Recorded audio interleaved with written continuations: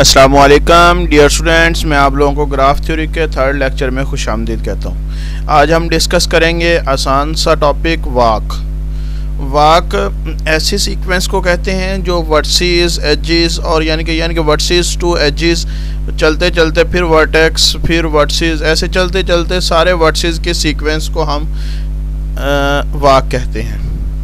A UV walk in G is a sequence of vertices in G beginning with U से जो शुरू होती है and ending at V और end होती है V पर that consecutive vertices in the sequence are adjacent।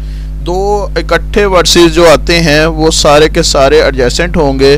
That is expressed as, जो इसको ऐसे लिखा जा सकता है W is equal to U वाला वर्टेक्स है जो कि V0 के बराबर लिया, V1 V2 so on VK है, VK वर्टेक्स V के बराबर है।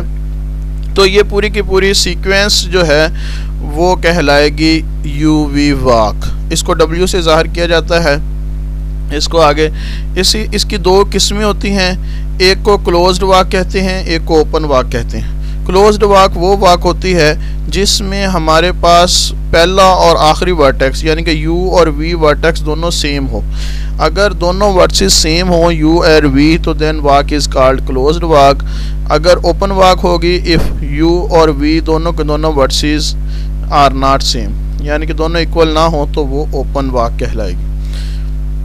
इसी तरह हमारे पास है ये एक ग्राफ दिया गया है, इसमें वाक को हम रिप्रेजेंट कैसे करते हैं। ये W वाक है जो X से Y, Y से फिर हमारे पास W पे चलेगी, W से Y, फिर Y से V, V से W। यहाँ से देखें X से Y पे गई और Y से फिर W पे आ गए, W से फिर हम Y पे आ गए, Y से फिर V पे चले गए, V से फिर W पे आ गए।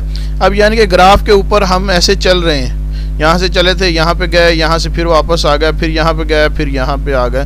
तो इस पूरी की पूरी सीक्वेंस को हम वाक कहते हैं। और इस वाक की लेंथ क्या होती है, जितने इसके दरमियान में नंबर ऑफ एजेस आते हैं, यानी कि the number of edges encountered in a walk के अंदर जितने भी एजेस आते हैं उन सारे के सारे एजेस की नंबर जो होगा वो एजेस के जितने नंबर आएंगे, यानी कि यहाँ से हम चले, ये 1 हो गया, ये 2 हो गया, ये 3 हो गया, ये 4, ये 5। तो इस तरह से इसकी लेंथ 5 हो गई, यानी कि इस 1 2 3 4 और ये 5 एजेस इसमें इनकाउंटर्ड हुए, तो इसको हम कहते हैं walk of length 5 including multiple occurrences of an edge. एक एज 2 मरतबा 3 मरतबा भी आ सकता है। यहाँ से जैसे YW जो एज आया, ये वाला एज ये 2 मरतबा आया, यानी कि ये यहाँ से यहाँ भी गया फिर यहाँ से वापस भी आया, तो ये 2 मरतबा काउंट होगा।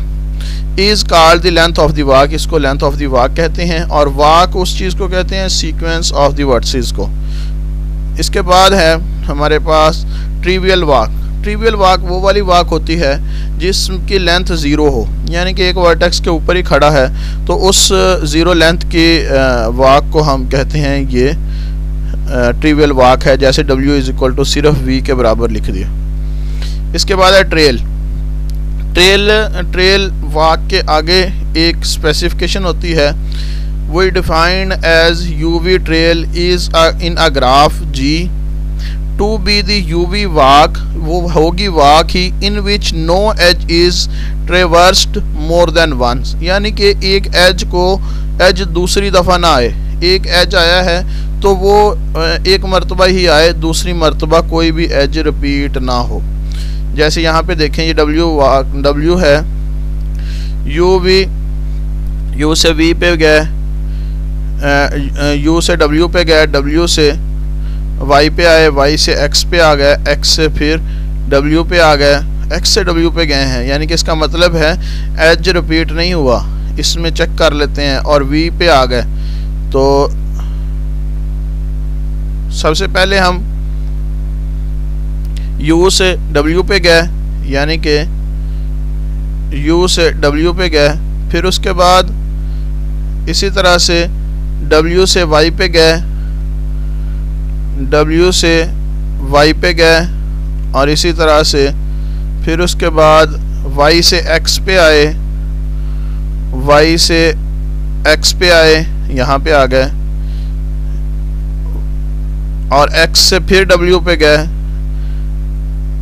x से w पे गए, और इसी तरह से फिर आखिर में w से v पे चले गए, w से v पे चले गए, यानी कि एज कोई भी रिपीट नहीं हुई, यहाँ से चले ऐसे ऐसे ऐसे फिर ऐसे, तो इस तरह से एज कोई रिपीट नहीं हुआ हमारे पास, तो इसको हम कहते हैं ये ट्रेल होगी। तो ट्रेल की भी लेंथ इसी तरह से जिस तरह से हमारे पास वाक की लेंथ थी, नंबर ऑफ एजेस ही कहते हैं। इसके बाद है path, a UV path in a graph G in which no vertices are repeat in a UV path, यानी कि यूवी पाथ में यहाँ पे वर्सेस भी रिपीट नहीं होंगे, सिवाय इसके का फर्स्ट और लास्ट रिपीट हो सकता है। फर्स्ट और लास्ट में क्या होगा, अगर दोनों रिपीट होंगे, फर्स्ट और लास्ट रिपीट होगा तो वो क्लोज्ड कहलाएगा, अगर नहीं रिपीट होगा तो इस तरह से ये पाथ, इसमें दरमियान वाला कोई भी वर्टेक्स रिपीट ना हो। तो P जैसे पाथ है, U से W पे गए, W से Y पे, Y से V पे आ गए, तो ये सारा पाथ कहलाएगा।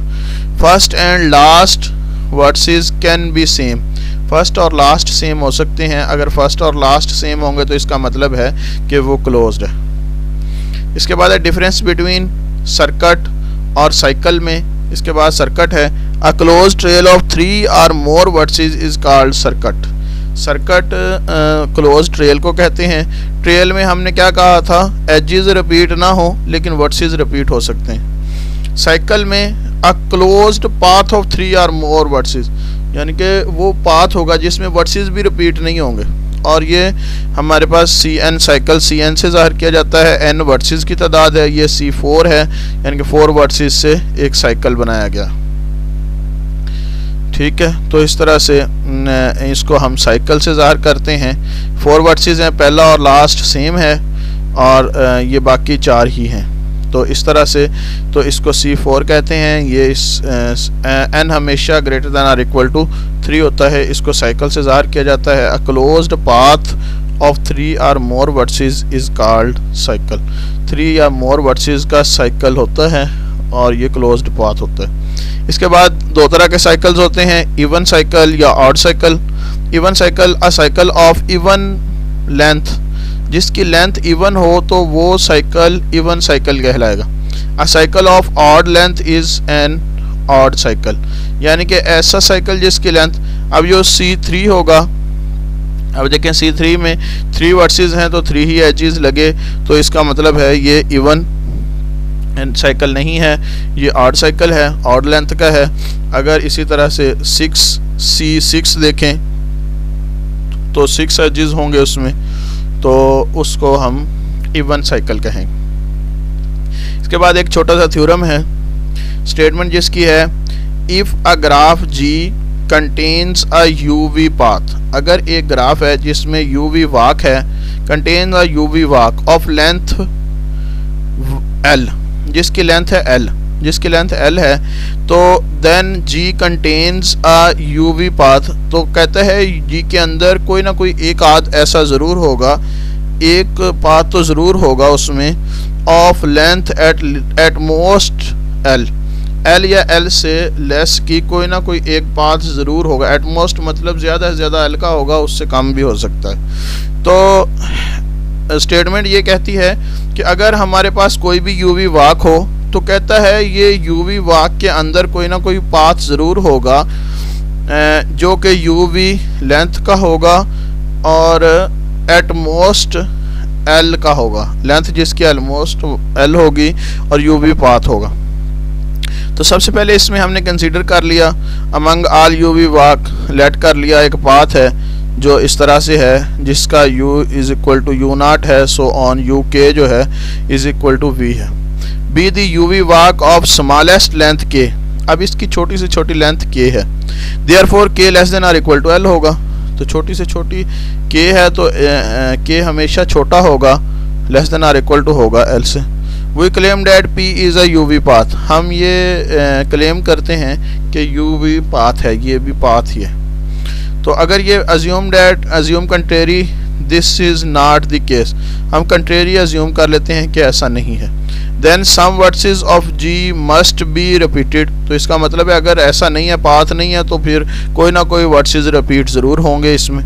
तो अगर पाथ नहीं है इन पी में, तो पाथ नहीं है तो वर्सेस रिपीट होंगे। से के दो वर्सेस रिपीट हुए जिसका नाम यू आई और वी जे है, ये दोनों वर्सेस रिपीट होगा। तो ये दो वर्सेस रिपीट होगा जिनकी आई और जे कुछ ऐसा है, 0 less than or equal to I है, ये लेस देन है जे से, और ये less than or equal to K है। तो then we delete the vertices. अब हम ये वर्सेस डिलीट कर रहे हैं, you i say +1 u i +2 so on, एज चलते चलते यू जे तक जितने भी वर्सेस थे ये सारे के सारे हम डिलीट कर रहे हैं। ये यू जे है तो यू जे तक जितने भी वर्सेस हैं वो सारे के सारे डिलीट कर रहे हैं। डिलीट करने के बाद तो अब ये we arrive at the U V walk, तो वाक कुछ ऐसी बन जाएगी जो कि डिलीट करने के बाद j+1 से सो ऑन के तक ये वाली वाक बन जी। Whose length is less than K. अब देखें ये इसकी लेंथ जो है ना ये के से लेस होगी क्योंकि इसमें से कुछ हमने वैल्यूज़ निकाल दी, तो के से लेस देन है, तो विच इज़ इम्पॉसिबल। अब देखिए के से भी लेस तो नहीं ना हो सकता, ये हमने जो स्मॉलेस्ट लेंथ के लिया है तो के से भी लेस नहीं हो सकता। तो ये हमारा जो पाथ ना कंसीडर करना, जो कंट्री हमने सपोज किया था वो चीज़ गलत हो गई। Therefore as claimed P is the U V path of length K less than or equal to L. तो इस तरह से ये थ्योरम प्रूव हो गया। तो आज तक के लिए इतना ही। अल्लाह हाफिज़।